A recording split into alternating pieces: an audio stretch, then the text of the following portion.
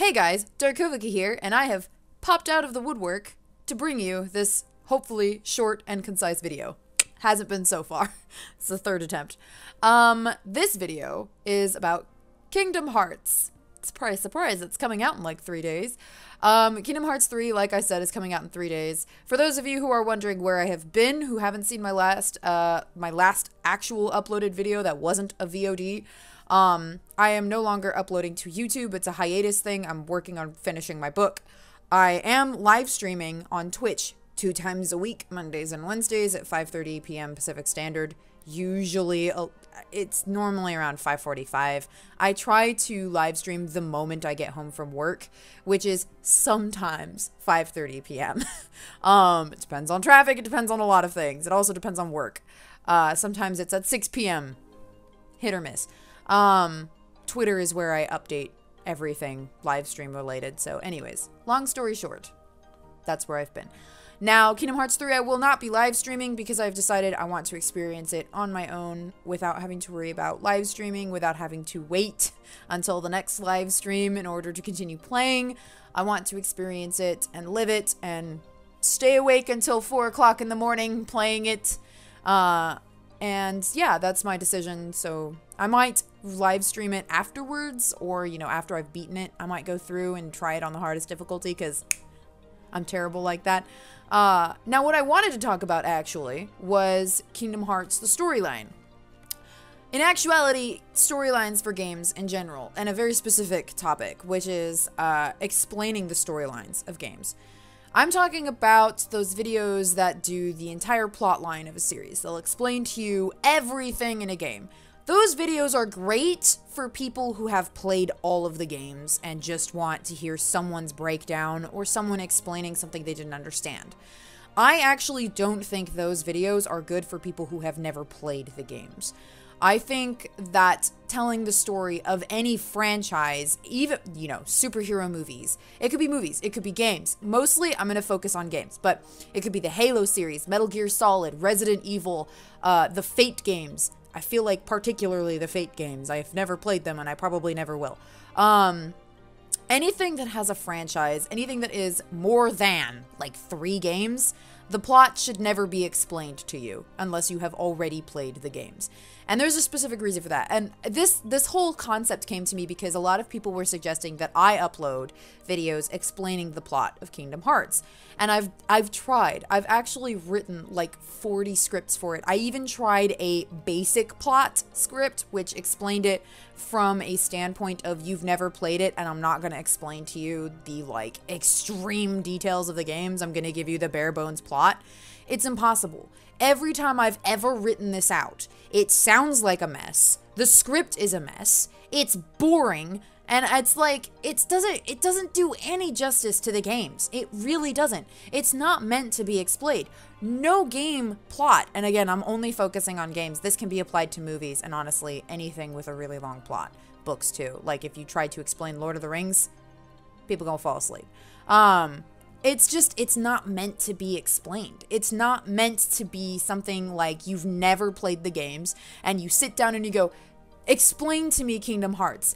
You are going to probably tell the person to stop halfway through because A, you're going to lose interest, B, you're going to have no idea what's going on, and C, it's not that exciting. The pacing in these stories is meant to be experienced the way that it is given in a video game. For example, in Kingdom Hearts, you experience all of those details and all of those very complicated things like what a heart is, what a nobody is, what a heartless is. You experience them slowly. It gives you time to process that information because you are level grinding or you are trying to beat a boss. You are going from one cutscene to the next, which gives you time to process the cutscene and explanation you've just been given, or months between games, or a decade, to process all of the information from those previous games. When you're sitting down to make a video game series to explain all of that information to someone, that is years of storytelling boiled down into a video. Like, that's why it doesn't really work. And I've really thought about it. And it's like if someone sat down with me and tried to explain Halo, which is considered to be one of the greatest video game series ever, right? If someone sat down to me and tried to explain the plot line of Halo, I would stop listening. It doesn't matter how great the game is and how great the story is. If someone was just telling it to me, they would have to be the greatest storyteller alive to keep me from either falling asleep or just not caring. It is meant to be experienced. It really is not meant to be told. And that's because of all of the elements that come into telling a story through a video game. It is a visual story, for starters, and it's also a story that relies upon your understanding of a whole bunch of things. Disney, Square Enix, Final Fantasy. If you don't already know those concepts, the entire concept, and this is obviously just focusing on Kingdom Hearts, it's gonna seem so foreign and boring and weird and just, it's not gonna make sense.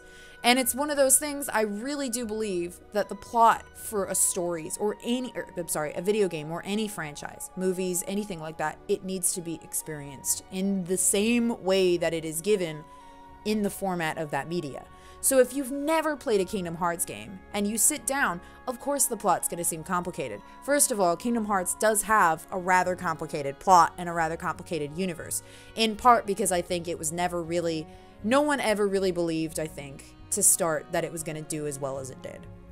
So when the first game was made, I don't really think that they planned ahead. Like, there are definite loopholes within the Kingdom Hearts universe and plotline that are pretty obvious, and that's not necessarily a bad thing. I mean, Kingdom Hearts as a whole is like a crack pairing. in fan fiction universes, you use crack pairing to describe a relationship that makes absolutely no sense. Like shipping, I don't know, Leon and Cloud, who don't even share a video game together outside of Kingdom Hearts. It would be bizarre. It would be like shipping Barney with Sephiroth. That's a crack pairing. There we go. Disney and Final Fantasy. That is a crack pairing, but it is now a canon crack pairing. And why every time I record, my nose gets super itchy and I have no idea why. I think it's like a nervous tick or something. Anyways, not important. The idea is Kingdom Hearts is already like it's a pretty, I don't think it's as complicated as people keep saying that it is. And the reason I think people think it's so complicated is 9 times out of 10, every person who says Kingdom Hearts is complicated has never played the games. They have only ever been told the story. They have never experienced it. Any story told to you from start to finish is going to be complicated. It's not going to be easy. And Kingdom Hearts, like I said, is already kind of complicated because of the way that the story was told, where it was like everything was released very out of order. It's got Star Wars problems, where 4, 5, and 6 were released, and then 1, 2, and 3, except at least that was still in order. It's more like 4 was released, and then 4 was released, and then 4.5 was released, and then 1 was released. It's like that. So that's why a lot of people get very, very confused about the plot for Kingdom Hearts. And it makes sense overall. But it is not as confusing as people make it out to be. In fact, Kingdom Hearts has a lot in common with Star Wars, which is why I mentioned it. There's a lot of Force going on. You've got the light side, the dark side. You've got Heartless, which are born from hearts, which are not like human hearts. They're more like souls. Then you've got, like, lightsabers with the Keyblade, because only chosen people can use them, who wield the power of light or the power of dark. Like, it literally is very similar. You can draw so many parallels between Kingdom Hearts and Star Wars. And now, just because I want to talk about it from my point of view and why I like this series, because I think a lot of people are really confused as to why Kingdom Hearts does so well. Understandably, like I said, it's a crack pairing. It's literally the weirdest pairing you could possibly come up with, Disney and Final Fantasy. When I first saw Kingdom Hearts, I was 11. That's important, because I did not have an understanding of what is good media versus what is bad media. Something existed, and I liked it. I was 11. A lot of us were around the age of 11 when Kingdom Hearts was first, shown to us. And I remember seeing the ad on TV on Toonami. Throwback. And I remember just being so excited, not about Sora per se, because he wasn't like a person, he wasn't a pre-existing character. I remember seeing Donald and Goofy and Simba and like all these characters, Agrabah, and like I knew those. And they showed the Final Fantasy characters. So for people who knew Disney and Final Fantasy, I can only imagine like what a trip seeing Kingdom Hearts, cutscenes was like, you know, like seeing these ads, like, what am I looking, is that Cloud? Is that Squall? For me, I was so excited because when I got Kingdom Hearts, I was Sora. Like, I totally put myself into this kid's shoes and I was running around with Disney characters and I connected with Sora so deeply because this kid was such a like an easy to connect to character. He was innocent. He was learning everything for the first time like you. It was so easy to connect to him and to take part in these Disney worlds, and it was just like magic. Like you were literally in a Disney movie in each of these worlds, but it was with you in it because it had this character Sora who had never existed before. He was like you, brand new to each of these Disney worlds and fitting in. So it felt like you, through Sora, were fitting into a Disney world. That's the best way that I can explain it. And then you had these super serious Final Fantasy characters who somehow fit so well into Disney. It's so difficult to explain. It really is a crack pairing, but like, it works. I don't know how to explain how it works, but it works. And then you have this just like insanely good music. I can't even begin to explain how good the music is. I have played this game for over 10 years, for about 15 years, literally 16 years now, actually, I think I'm on. No, 15. It's 15 years. And I still, to this day, hum music without thinking from Kingdom Hearts 1. It sticks with you. Monstro is the one that always comes to mind. Da da da da da da da. I hum that all the damn time. Like, you can ask anybody. But it's like, everything about it stuck with you. It was never perfect. Kingdom Hearts was never a perfect series. Like, there were bugs, there were things that almost worked but didn't quite, like Atlantica. Ugh, nobody likes Atlantica. Ever. There were things that worked, and there were things that didn't. It wasn't a perfect series. It was kind of a hack. It was a hack and slash series, which is not for everybody.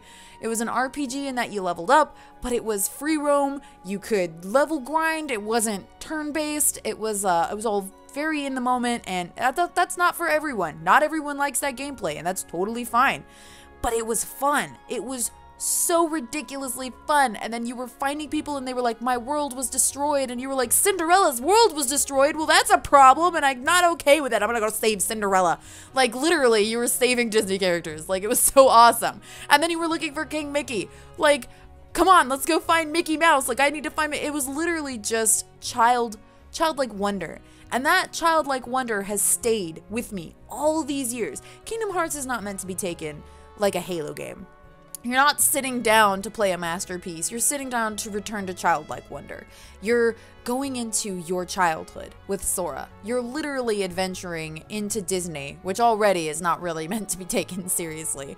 And you're taking part in these worlds with Sora. You're carving out a spot for yourself in these movies and stories that played such an important part in your childhood. And that's really what makes Kingdom Hearts work, is that like childlike wonder with all of these really old Final Fantasy games for people who grew up on those. So you were carving a spot next to Cloud, next to Squall, next to Yuna. She hasn't been in it yet. Why did I say Yuna? I was thinking Dissidia. Yuna hasn't been in the games. Yuna. I was thinking of Aerith. Derp. Anyways. But the point is that one other thing that I really liked about the Kingdom Hearts games is that there have been a billion of these games, right? So many have come out. They have never stuck to one thing. And I think that's so important in video games, because with these big video game franchises, right? You have these companies who are super afraid to change the working model. You have these games that will release basically the same thing. Call of Duty. Prime example. Like, nothing changes between the games. Nothing new is really added. It's like really minor things. Like, there's nothing new. It's like Call of Duty 17, FIFA 45. Like, nothing has changed. They haven't changed not algorithm, but they haven't changed the formula. And that's because, you know, they have funding that they have to worry about. Usually people who are, you know, like, I can never remember the word. People who are in charge of giving funding for these AAA companies, they don't like change. They are afraid of releasing a game that will flop because it is not the same as the game before it. Because they believe that success lies in sticking to the model. And that's business thought. I don't think that that works well in video games at all. I don't think that that business mindset, that whole we need to stick to the model, works. And Kingdom Hearts is a prime example of that being true. Because no Kingdom Hearts game is exactly the same as the one before it. Kingdom Hearts 1 was kind of a mess. You had X, which you used to interact with things, but X also attacks things. So sometimes you would run up to interact with something and you'd be smashing X because you have to line up perfectly with the item. Well, they fixed that in Kingdom Hearts 2. Triangle became the action button, and it was only available for use when you were in contact with something that you could use. So triangle would pop up when you came in range to talk to someone. They re-released Kingdom Hearts and they applied that triangle button. At the same time, they changed all of the magic. Fire used to be a like a homing beacon in Kingdom Hearts 1. In Kingdom Hearts 2, it was a whirling spell. So it was not the same spell. Kingdom Hearts 1 and Kingdom Hearts 2 had a lot of things in common, so it's hard to compare those. Now, Chain of Memories. Chain of Memories was released between Kingdom Hearts 1 and Kingdom Hearts 2. Chain of Memories used a card system. It was a Game Boy Advance game. It was absolutely nothing like Kingdom Hearts 1 or 2. It was completely different gameplay system, and it kind of flopped. It wasn't the best. It is fun if you are not playing on Proud. Do not play Chain of Memories on Proud. It's not worth it. Don't do it. It's suicide.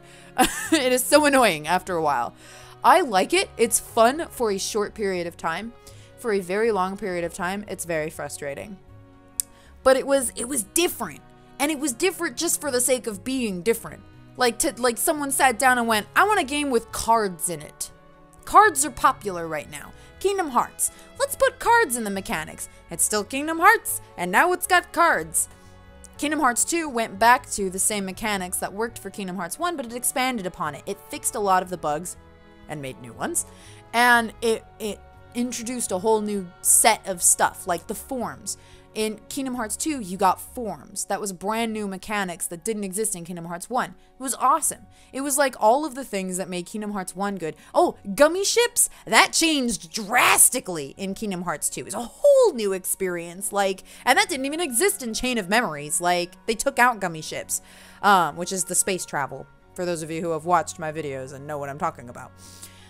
In Kingdom Hearts 358 Days Over 2, they had not a deck, I mean, they called it a deck, but it wasn't a card system. It was a slot system. So you had it was like Tetris. You had like a block of space, and every level up, you might gain more space in that block, and then you would receive little blocks that gave you abilities. Some of these blocks would be shaped like L's, some of these blocks would be like a cube, some of the blocks would be one tiny square, so you had to try and find a way to fit these blocks into your inventory equipment deck. I don't know how to explain it. That was 358 Days Over 2. Again, it wasn't perfect gameplay, but it was different. Every game, it was like, what am I gonna get? It's like hitting a piñata. Like, what's coming out? Like, what is this game? What am I gonna do? It wasn't the exact same game as the one before it. And while it wasn't perfect, each game was like a brand new foray into some new weird mechanic or way of fighting. It was different. And it was exciting to get something new because it wasn't the same thing. And I never ever remember thinking, why is this so different? I remember getting, slightly frustrated, like, this is so close to being right, but not quite. And like, Birth by Sleep. Oh, Birth by Sleep is the closest to perfection that Kingdom Hearts has ever gotten. Except for the stupid board game. I don't play that. I'm sorry, a lot of people probably like the board game. I don't.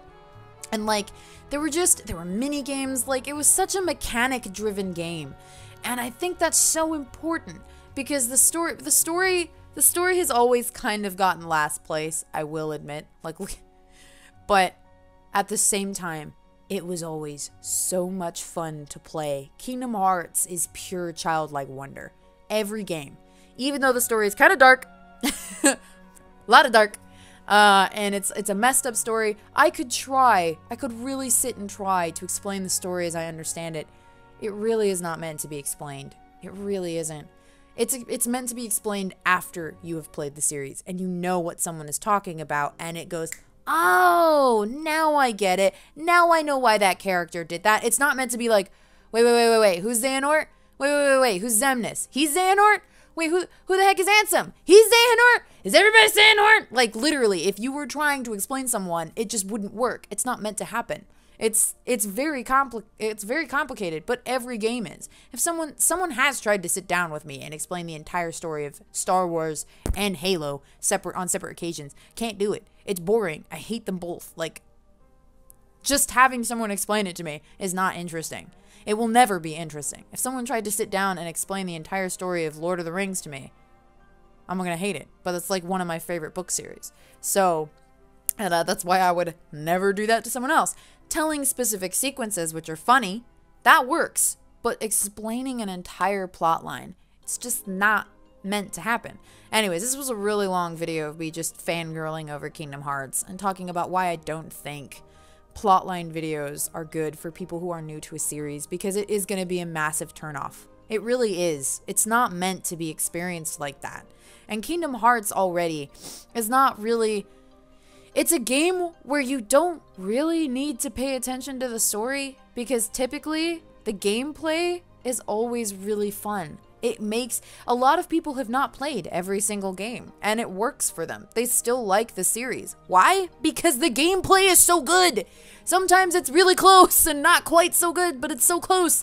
But there's still like such a fun game to experience, because every game has really, really good mechanics and it always changes. I'm sorry, this upsets me. The concept of mechanics always staying the same really upsets me, and I hate the fact that companies are afraid to expand and mess up and make games that focus on gameplay, because that is what a video game is. It's not a book. I'm sorry. Anyways, I am one of those people that think gameplay is more important than story. I'm sorry. A lot of people are gonna disagree with me. It's okay. It's okay. I still love story. I just think gameplay is more important than story. And Kingdom Hearts is a prime example of why that is. Because so many people I know have no idea what the plot of Kingdom Hearts is and still like the games. It's proof! Alright, anyways. I've nerded out quite enough for this video. I will see you all in a week. Kingdom Hearts 3, at last.